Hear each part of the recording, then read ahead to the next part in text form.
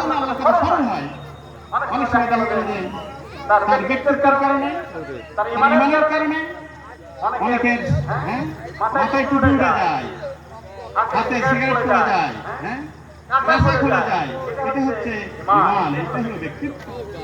এজন্য আপনাকে আমাকে মুমিন হিসাবে ব্যক্তিত্ব নিয়েই আমাদের চলতে হবে, মানুষের মডেল হতে হবে। আলেম হচ্ছে নবীর ওয়ারিস, আলেম মানে হচ্ছে জ্ঞানী।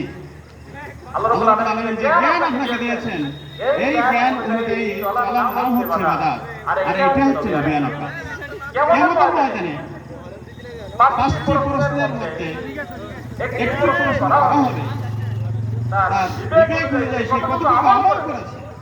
এজন্য আল্লাহ তাআলা যে সুস্থ বিবেক আপনাকে আমাকে দিয়েছেন, এই অনুযায়ী কতটুকু আমল করেছে এখন ধারণা করা উচিত।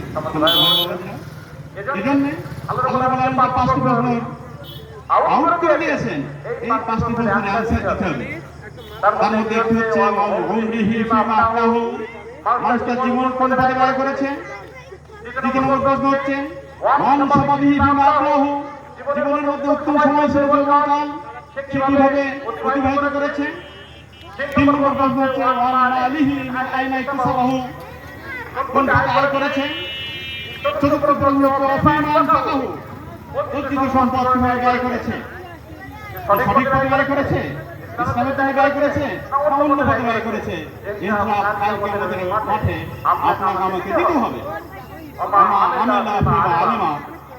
তার এলেম অনুযায়ী, তার বিবেক অনুযায়ী সে কতটুকু আমল করেছে পঞ্চম প্রশ্নের উত্তর না দেওয়া পর্যন্ত, এই পাঁচটি প্রশ্নের উত্তর না দেওয়া পর্যন্ত আপনাকে আমাকে দুইটা কদম সামনে আগাতে দেওয়া হবে না। হাজিরিন, এই জন্য সব বক্তব্য শুনবো না, বক্তব্য আমরা খাওয়া পার করবো নাকি বাড়ি নিয়ে যাবো। আমরা পাঁচটি প্রশ্নের অ্যান্সার জন্য বুঝতে পারি, প্রস্তুত হতে পারি।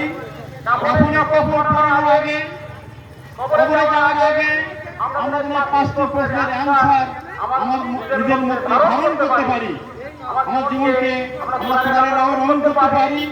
আমি যুবক আছি, আমি যেন কালকে আমাদের আমাদের সাথে ইসলাম পেতে পারি, আমি আমার আয়টা ইসলামিক কাজে আয় করতে পারি, আমি আমার ব্যয়টা ইসলামিক কাজে ব্যয় করতে পারি। তাহলে কিয়ামতের ময়দানে আমি সামনে আগাতে পারবো। আল্লাহ তাআলা অন্য আয়াতে বলছেন আল্লাযীনা মাক্কানাহুম ফিল আরদ আকামুস সালাহ ওয়া আতাউজ যাকাত ওয়া আমারু বিল